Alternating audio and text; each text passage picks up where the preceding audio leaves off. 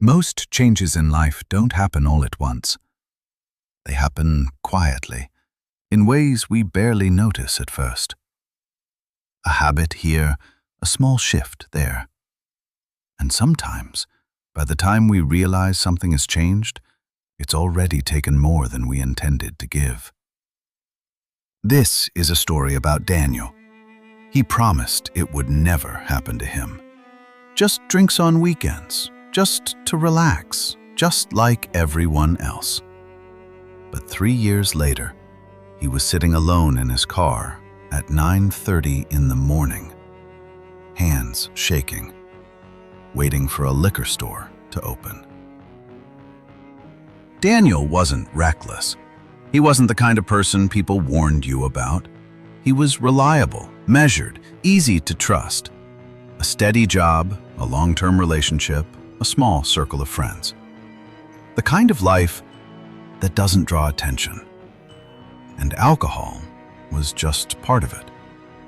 A few drinks after work, wine with dinner, weekends with friends.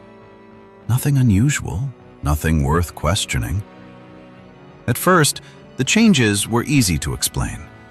Work became more demanding, longer hours, more pressure. So Daniel stayed later. And on the way home, he started stopping for a drink. Not with anyone else, just quietly, on his own. 1 drink became 2, then 3. At home, Emma noticed the difference. Not all at once, just small things. He spoke less, laughed less, seemed somewhere else, even when he was right beside her. When she asked, he gave the same answer. Just work. And it sounded reasonable enough to believe. The weekends changed next. What used to feel relaxed started to feel heavy. Plans were canceled. Mornings came later. Conversations became shorter. Emma began to pull back. Daniel leaned further in. And slowly, they stopped meeting in the middle. The arguments didn't start loudly. They never do. Small comments, short replies, silences that lasted just a little too long. Until one night, Emma said it. "I feel like I'm losing you." Daniel smiled slightly. "I'm right here." But something about it felt untrue. Work was the next place it showed. An important presentation, a client that mattered. Daniel arrived late. Not enough to cause a scene, but enough to be noticed. What mattered more was how he seemed. Unfocused, disconnected, not quite himself. Afterward, his manager asked, "Is everything okay?" Daniel nodded. "Yeah, just a rough morning." At home, things grew quieter.